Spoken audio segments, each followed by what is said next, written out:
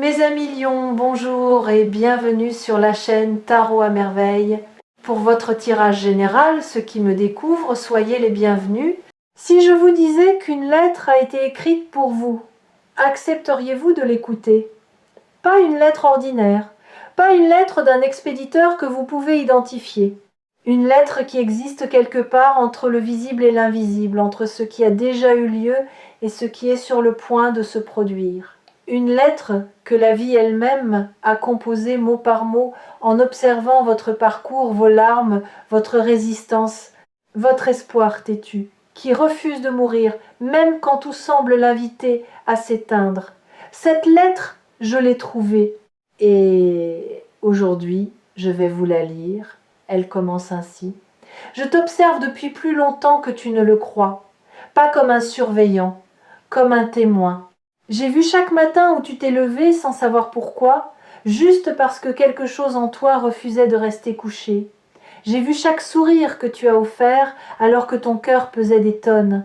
J'ai vu chaque porte qui s'est fermée devant toi et la manière dont tu restais debout, les yeux encore tournés vers l'avant, cherchant la prochaine. Je t'observe et je prépare quelque chose. Quelqu'un que tu ne connais peu, être pas encore, ou que tu connais déjà sans savoir ce qu'il deviendra pour toi. Arrêtons-nous là un instant, respirez. Parce que cette lettre n'est pas un conte de fées, ce n'est pas une promesse en l'air, c'est une description de ce qui se met en place dans votre champ énergétique en ce moment même. Et pour que vous puissiez recevoir la suite, il faut d'abord que vous acceptiez une idée qui peut sembler difficile à croire. Vous méritez ce qui vient, non pas parce que vous l'avez gagné par la souffrance, mais parce que votre existence elle-même est une raison suffisante. Nous vivons dans un monde qui nous a appris que les belles choses se méritent par l'effort, par le sacrifice, par la preuve répétée de notre valeur. Et vous avez joué ce jeu. Longtemps, trop longtemps peut être. Vous avez prouvé encore et encore que vous étiez digne, digne d'attention, digne de respect, digne d'amour. Et à chaque fois que vous pensiez avoir suffisamment prouvé, la barre montait d'un cran, comme un examen sans fin où la note de passage change à chaque session. Ce cycle s'arrête ici, pas parce que vous avez enfin atteint le score requis, parce que le score n'a jamais existé, il était une illusion, un piège conçu pour vous maintenir dans une course perpétuelle vers un horizon qui recule à mesure que vous avancez. La personne qui va changer votre vie ne vient pas parce que vous l'avez mérité, elle vient parce que le timing est juste. Et le timing est juste parce que vous avez cessé, peut-être sans vous en rendre compte, de courir vers cet horizon impossible. Quelque chose en vous s'est arrêté. Pas par épuisement, par lucidité, par cette forme de sagesse qui ne vient que lorsqu'on a compris que la course était le problème, pas la vitesse. Et dans cet arrêt, quelque chose de miraculeux s'est produit. Vous avez commencé à vous voir, pas à travers le regard des autres, pas dans le reflet de vos accomplissements ou de vos échecs. Vous vous êtes vu simplement tel que vous êtes, quand personne ne regarde. Et ce que vous avez vu ne vous a pas dégoûté. Ce que vous avez vu était quelqu'un de profondément humain, imparfait, oui, abîmé par endroits, oui, mais vivant, irréductiblement vivant, avec une capacité d'aimer qui a survécu à tout ce qui aurait dû la détruire, et cette vision de vous-même, aussi fugace qu'elle ait pu être, a envoyé une onde dans l'univers, comme une pierre jetée dans un lac immobile. Des cercles concentriques se sont formés, et ces cercles voyagent encore. Ils s'étendent, ils touchent des rives que vous ne pouvez pas voir. Et sur l'une de ces rives, quelqu'un a senti l'onde arriver. La lettre continue. La personne que je t'envoie n'est pas celle que tu aurais choisie. Elle n'est pas le portrait que tu as dessiné dans ta tête pendant toutes ces années. Elle ne correspond pas à la liste de critères que tu as construite à partir de tes blessures passées, cette liste qui n'est rien d'autre qu'un mur déguisé en standard. La personne que je t'envoie te surprendra. Et cette surprise sera la première preuve que quelque chose de nouveau est possible, que ta vie n'est pas condamnée à répéter les mêmes schémas, que le chapitre qui s'ouvre n'est pas la suite du précédent, c'est un livre entièrement différent. Cette idée mérite qu'on s'y attarde. Nous construisons tous, consciemment ou non, un portrait robot de la personne qui est censée nous rendre heureux. Ce portrait est façonné par nos expériences passées, par ce qui nous a manqué, par ce qui nous a blessés. Si vous avez souffert de l'indifférence, vous cherchez l'attention débordante. Si vous avez souffert du contrôle, vous cherchez la liberté absolue. Si vous avez été trahi, vous cherchez la transparence totale. Et ces recherches, aussi logiques qu'elles paraissent, sont des pièges, parce qu'elles ne vous guident pas vers ce dont vous avez besoin. Elles vous guident vers l'opposé exact de ce qui vous a fait mal. Et l'opposé exact d'une blessure n'est pas la guérison. C'est une autre forme de déséquilibre. La personne qui va changer votre vie ne sera pas l'opposé de vos blessures. Elle sera autre chose.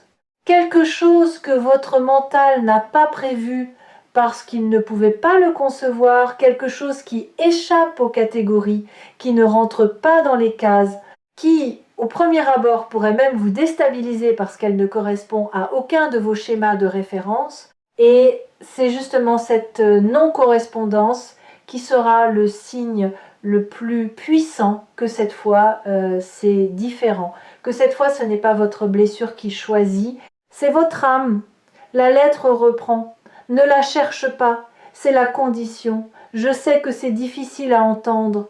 Toi qui as passé tant de temps à chercher, à espérer, à scruter chaque visage, chaque conversation, chaque rencontre en te demandant « est-ce toi, est-ce cette fois ?»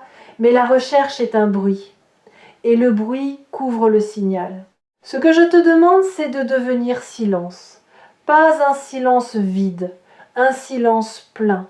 Le silence de celui qui sait que la réponse existe déjà et qui attend non pas avec résignation, mais avec la confiance de quelqu'un qui a planté une graine et qui sait que le printemps fait son travail dans l'invisible. Il y a une différence fondamentale entre attendre par impuissance et attendre par confiance.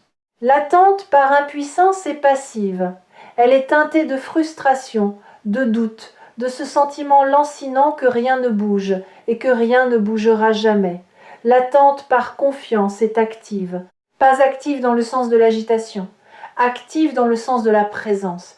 Vous êtes pleinement là, dans votre vie, dans vos journées, dans vos projets, dans vos relations existantes. Vous ne suspendez rien en attendant que quelqu'un arrive pour tout commencer. Vous vivez intensément, complètement, et c'est cette plénitude vécue, cette vie habitée sans conditions préalables, qui crée l'espace magnétique dans lequel la bonne personne peut enfin apparaître. Parce que les gens qui vivent pleinement émettent une lumière particulière, pas une lumière flamboyante, spectaculaire, aveuglante, une lumière chaude, constante, comme celle d'une maison éclairée la nuit, vue de loin, qui donne envie de s'approcher, qui promet la chaleur et le refuge sans avoir besoin de crier pour se faire remarquer. Vous êtes cette maison, et votre lumière est allumée. Peut-être ne le saviez-vous pas, mais quelqu'un, quelque part, l'a déjà aperçue, et cette lumière, elle a une qualité que vous ne soupçonnez pas. Elle n'attire pas n'importe qui, elle attire ceux qui sont capables de la voir. Et la capacité de voir la lumière de quelqu'un d'autre est directement liée à la capacité de reconnaître sa propre lumière. Ce qui signifie que la personne qui sera attirée vers vous est une personne qui a fait son propre travail intérieur, pas nécessairement consciemment, pas nécessairement dans un cadre spirituel ou thérapeutique, mais à sa manière, par ses propres chemins, à travers ses propres tempêtes, elle est arrivée à un point de clarté suffisant pour reconnaître la vôtre. Et cette reconnaissance mutuelle, quand elle se produit, crée un phénomène que les mots décrivent mal, une sensation de familiarité immédiate, de confort inexplicable, de certitude silencieuse que quelque chose de rare est en train de se produire. Vous le sentirez, pas dans votre tête, dans vos os, dans ce lieu ancien au fond de vous qui reconnaît la vérité avant que la raison ne la comprenne. Si cette vidéo vous a trouvé sur Tarot à merveille, c'est que votre lumière a guidé votre clic autant que votre curiosité.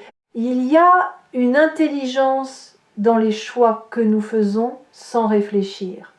Une intelligence du cœur qui sait, avant le mental, ce dont nous avons besoin.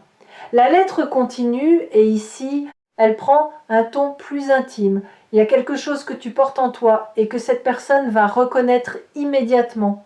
Pas tes qualités visibles, pas ton humour, ton intelligence, ta beauté ou ton courage, quelque chose de plus profond, quelque chose que tu caches, cette part de toi que tu considères comme ta faiblesse, cette fragilité que tu dissimules sous des couches de compétence et de sourire, cette blessure que tu portes comme un secret honteux. C'est précisément cela que cette personne verra en premier. Et au lieu de s'en détourner, elle s'en approchera avec douceur, avec respect, avec la reconnaissance silencieuse de quelqu'un qui porte une blessure similaire et qui sait ce qu'il en coûte de la cacher au monde. Voilà peu, être la partie la plus difficile à entendre. Parce que nous passons notre vie à cacher nos fissures, à perfectionner notre façade, à nous assurer que personne ne voit ce qui se passe derrière le rideau. Et l'idée que quelqu'un puisse voir exactement ce que nous cachons et nous aimer, non pas malgré cela, mais à cause de cela, cette idée est terrifiante. Terrifiante et libératrice à la fois. Terrifiante parce qu'elle implique une vulnérabilité totale. Libératrice parce qu'elle promet la fin de l'épuisement. L'épuisement de prétendre, de maintenir le masque, de veiller à ce que les bonnes pièces soient éclairées et les mauvaises dans l'ombre.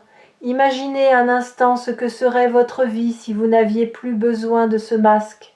Si vous pouviez exister, simplement exister, avec tout ce que vous êtes, le lumineux et le sombre, le fort et le fragile, le certain et le tremblant. Imaginez la quantité d'énergie que vous récupéreriez. L'énergie que vous investissez chaque jour, chaque heure, dans le maintien de l'apparence. Cette énergie-là, une fois libérée, pourrait nourrir des rêves entiers, pourrait construire des projets qui dorment dans vos tiroirs, pourrait ouvrir des conversations que vous repoussez depuis des années.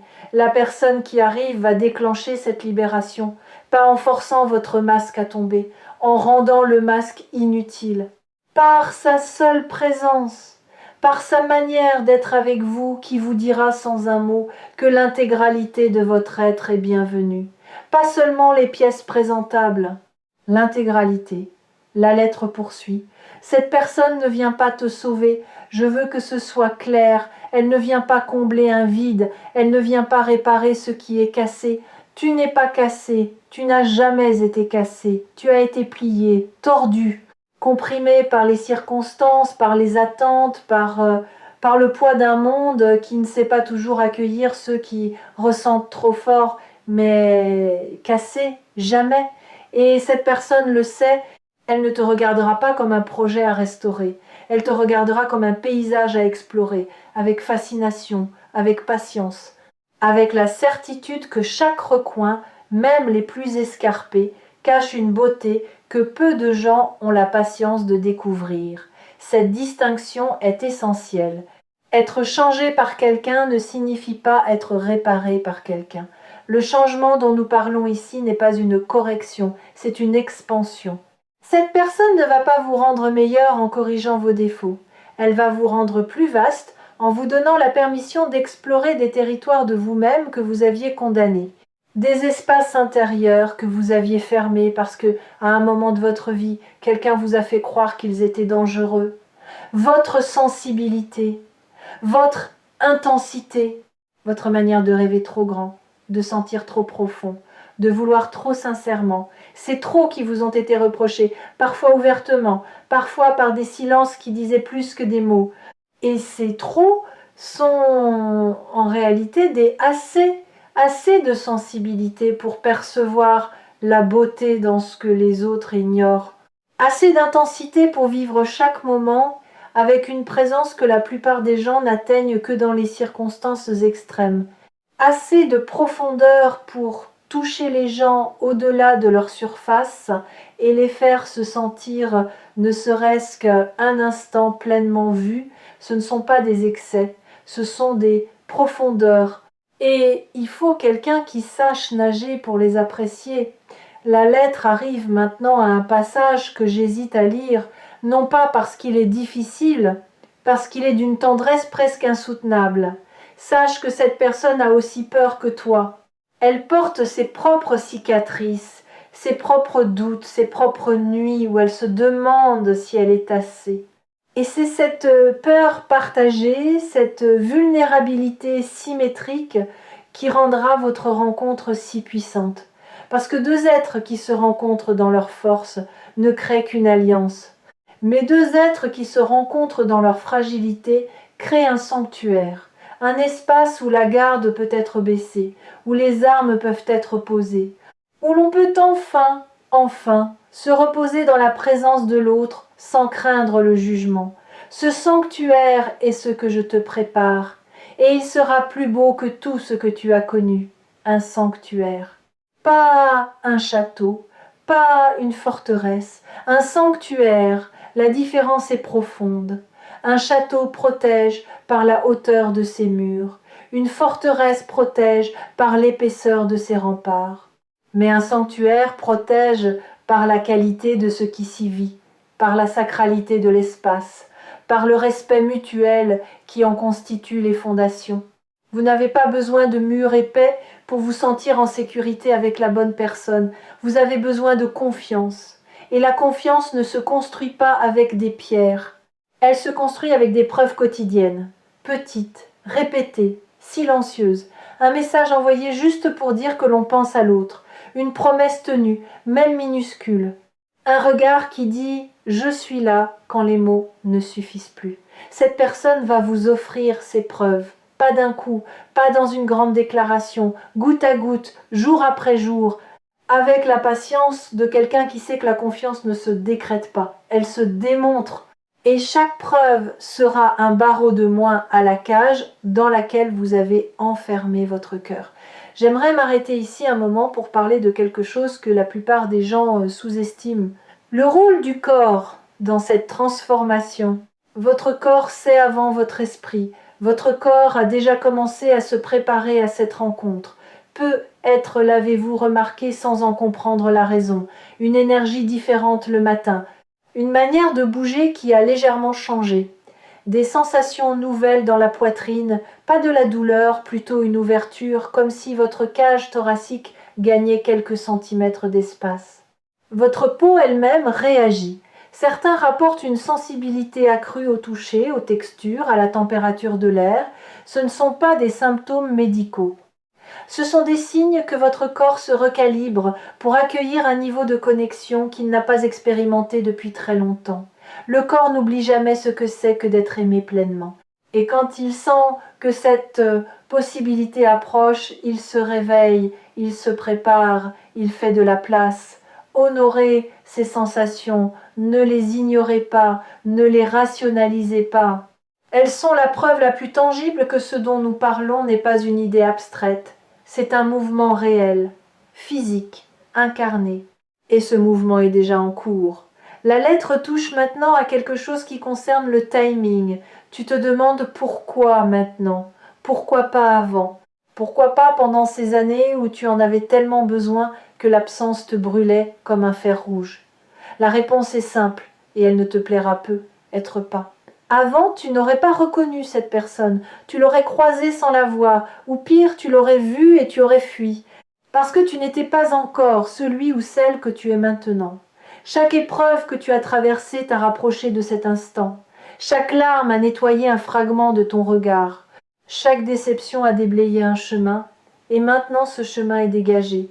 Tes yeux sont clairs, ton cœur est assez brisé pour être ouvert, et assez fort pour ne plus avoir besoin de se fermer. C'est maintenant, parce que tu es enfin prêt à voir ce que tu étais incapable de voir avant. C'est une vérité inconfortable mais libératrice. Les rencontres transformatrices ne se produisent pas quand nous les voulons. Elles se produisent quand nous sommes prêts à les vivre pleinement. Et la préparation n'est pas un exercice conscient. Elle se fait dans l'ombre, à travers les épreuves qui nous semblaient inutiles, à travers les relations qui n'ont pas fonctionné et qui nous ont appris, à chaque échec, un peu plus précisément ce que nous cherchons vraiment. Chaque amour raté a affiné votre boussole intérieure. Chaque désillusion a éliminé une illusion. Et ce qui reste maintenant, ce n'est plus un fantasme. C'est une vérité, épurée, essentielle, inébranlable. Il y a aussi un autre aspect de cette préparation que personne ne mentionne jamais, le pardon. Pas le pardon grandiose, dramatique, celui qu'on prononce dans les films avec des violons en arrière-plan, le pardon quotidien, le pardon discret, celui que vous vous êtes accordé, petit à petit sans même le nommer. Le pardon de ne pas avoir été parfait dans vos relations passées, le pardon d'avoir parfois choisi la sécurité plutôt que l'amour, le pardon d'avoir fermé votre cœur quand il aurait fallu l'ouvrir, ou de l'avoir ouvert quand il aurait fallu le protéger. Ce pardon-là, celui que vous vous donnez à vous-même, est la clé la plus puissante de toute cette transformation, parce que tant que vous vous en voulez pour le passé, vous restez enchaîné au passé. Et quelqu'un d'enchaîné ne peut pas tendre les bras vers ce qui vient. Vous vous êtes pardonné plus que vous ne le croyez. À chaque fois que vous avez souri à nouveau après une blessure, c'était un acte de pardon. À chaque fois que vous avez osé faire confiance après une trahison, c'était un acte de pardon. À chaque fois que vous avez refusé de devenir la réplique amère de celui qui vous a blessé, c'était le plus beau des pardons. Et ces pardons accumulés ont déblayé la route. Ils ont créé un passage clair, sans débris, sans rancune, sans fantôme du passé embusqué dans chaque coin. Un passage par lequel la bonne personne peut enfin marcher vers vous sans trébucher sur les ruines de vos anciennes douleurs. Les fidèles de tarot à merveille le savent. Les messages les plus importants ne sont pas ceux qui confirment ce que l'on sait déjà. Ce sont ceux qui éclairent ce que l'on sentait sans pouvoir le nommer. Et aujourd'hui, ce qui est nommé, c'est la convergence entre votre préparation intérieure et l'arrivée de quelqu'un dont l'existence va répondre à des questions que vous portiez depuis si longtemps que vous aviez oublié les avoir posées. La lettre arrive à sa fin, et ses derniers mots sont les plus simples de tous. Ne me remercie pas pour cette personne. Remercie-toi pour chaque matin où tu as choisi de te lever, pour chaque nuit où tu as choisi de croire encore, pour chaque instant où tu as refusé de devenir amer, cynique ou fermé. C'est ce refus qui t'a gardé vivant. C'est ce refus qui a maintenu la porte ouverte. Et c'est par cette porte ouverte que cette personne va entrer.